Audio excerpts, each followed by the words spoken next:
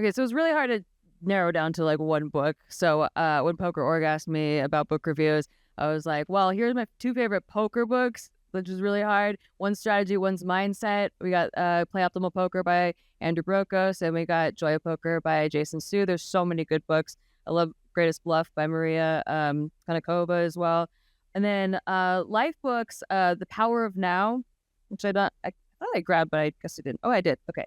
Yeah, The Power of Now, great life book. And then in finance, I really just got into these books first. He brought me into like the entrepreneurial aspect of life route. But the book I think most sums up my philosophical view of the world, which is really weird that I picked this book because I mostly just read nonfiction books. Like I'd say 98% of my books are nonfiction, but the one that I think sums up the most is The Alchemist by Paulo Coelho. I don't know if I said his name right.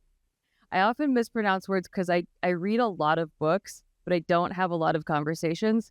So I read the words more than I say them. And if I mispronounce things, it's always fun. It's always a good, nice flub. But Alchemist, great book. If you haven't read it, I highly recommend to everyone.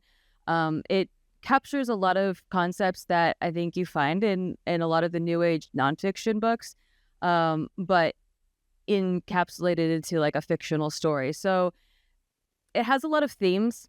And I think one of the themes that resonates the hardest with me, especially at this stage of my life where I feel like I've lived 1,000 lifetimes, is the theme of having a personal legend, is what they call it in the book.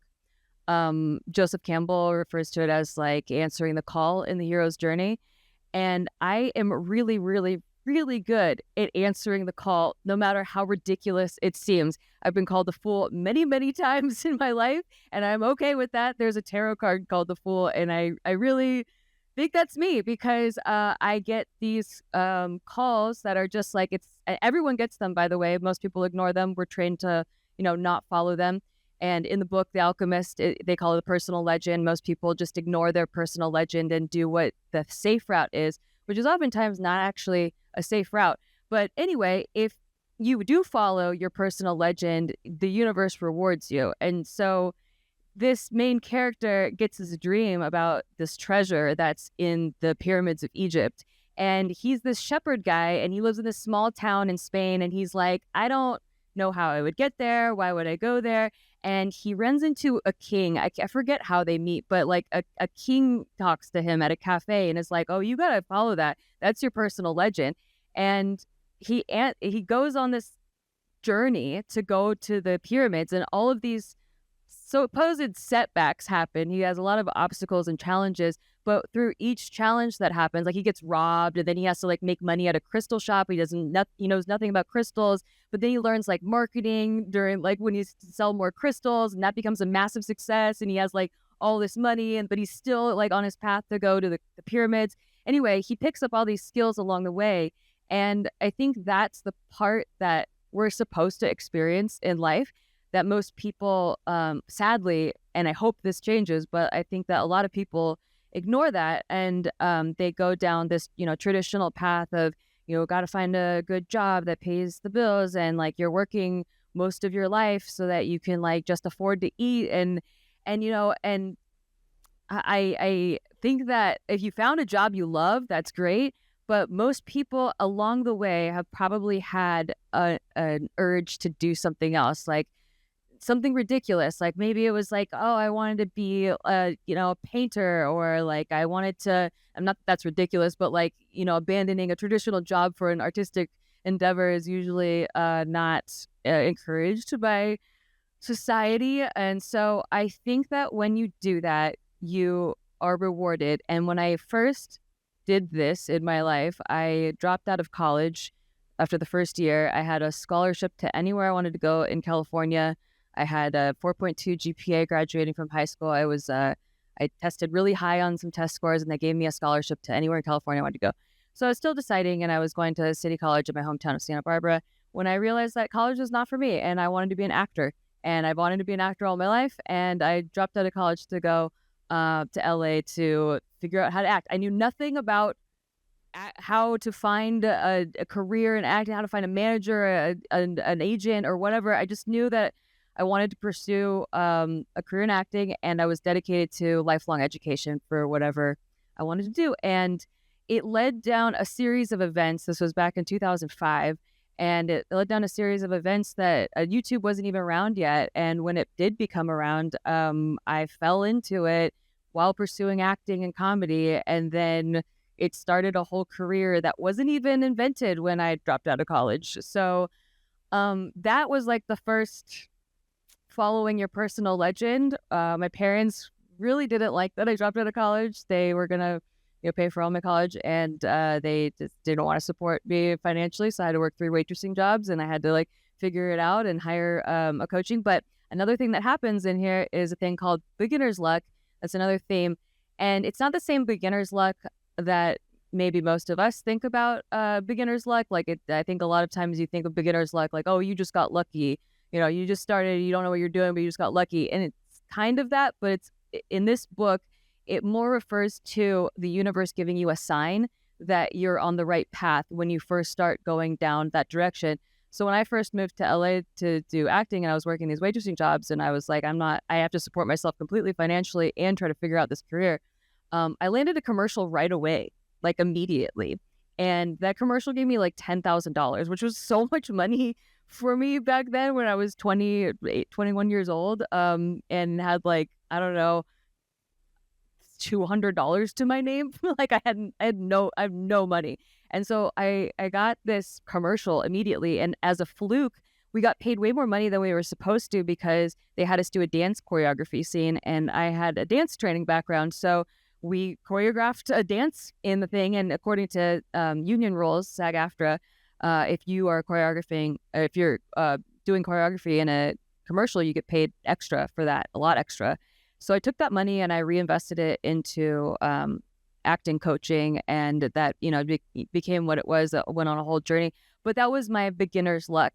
And when I transitioned into poker, which was a hard pivot for me back in 2020, and my audience was like, what the fuck? Like, why are you doing this? I don't know. I just have this weird calling, and I'm answering that.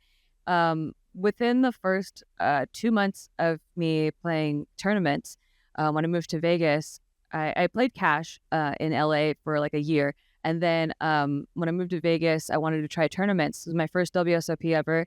I hired a coach, shout out to Jesse Sylvia, and he happened to know my neighbors, Chris Mormon and Katie Lindsay, who I happened to move right across the street from. Weird synchronicities, also a theme in this book. Just randomly running into people that know each other and realizing how small the community is. I played my second event at WSOP, and it had 5,700 runners, 5,717 actually. And I got 4th place for $116,000. It was a $600 buy-in, 1 bullet. Did not ever want to, that was actually the highest bullet. That was the highest buy-in I've ever bought into at that time in 2022. And that was 2 months after starting my first tournament. My first tournament that I played live, I got 1st place. So that's, beginner's luck, because it at that time I was like, wow, tournaments are easy. Oh, like it's hard. And I had no idea how the journey would go after that, because after I got that 6-figure cash, I couldn't cash for 8 months in tournaments. So that was my like beginner's luck sign. Anyway, in The Alchemist, he goes to Egypt and meets a lot of people, becomes an alchemist, and gets beat up by these criminals at the pyramids. And then they're like, why? Like, they thought he'd had money on him. He didn't. And they're like, why are you even here? Because he was digging, and he said he was digging for treasure. And they're like, where's the treasure? Like, there's no treasure.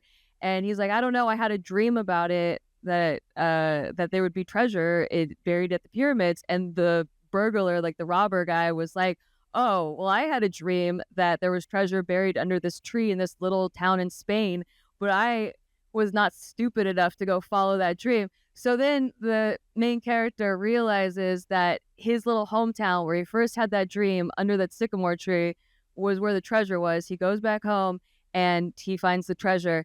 And just like in Hero with a Thousand Faces, Joseph Campbell talks about all these heroes, it always ends back at home.